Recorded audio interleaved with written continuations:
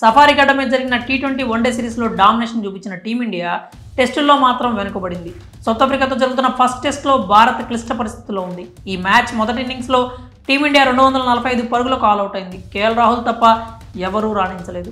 రాహుల్ను మినహాయిస్తే ఒక్క భారత బ్యాటర్ కూడా హాఫ్ సెంచరీ చేయలేదు. అయితే ఈ మ్యాచ్లో టీమిండియా వెనుకంజలో ఉండడానికి కెప్టెన్ రోహిత్ శర్మ తీసుకున్న తప్పుడు నిర్ణయమే కారణమని భారత మాజీ హెడ్ కోచ్ రవిశాస్త్రి అన్నాడు. రోహిత్ చేసిన ఓ పొరపాటు వల్లే మొదటి టెస్ట్లో టీమిండియా సిచ్యువేషన్ ఇలా ఉందన్నాడు రవిశాస్త్రి.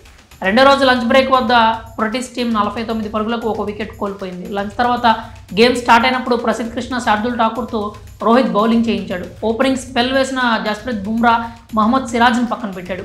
ఇది పూర్తిగా బెడిసి కొట్టింది. సెషన్ను మొదలుపెట్టే ముందు టాప్ బౌలర్తోనే బౌలింగ్ చేయించాలి.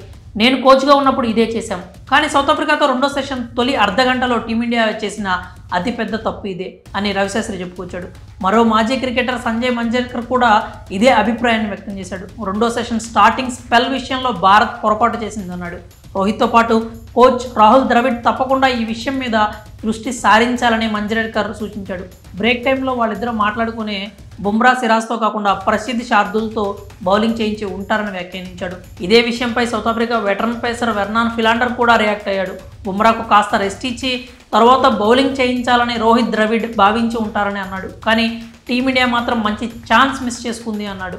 లంచ్ అనంతరం సౌత్ ఆఫ్రికా వేగంగా 42 రన్స్ రాబట్టుకొని తమ ఇన్నింగ్స్కు ఊపు తెచ్చిందని ఫిలాండర్ తెలిపాడు. మరి బుమ్రా, సిరాజ్ను కాదని ప్రసిద్ధ్ శార్దుల్తో రెండో సెషన్ను స్టార్ట్ చేయాలని రోహిత్ తీసుకున్న నిర్ణయంపై మీ అభిప్రాయాలు ఏంటో కామెంట్స్ రూపంలో తెలియజేయండి.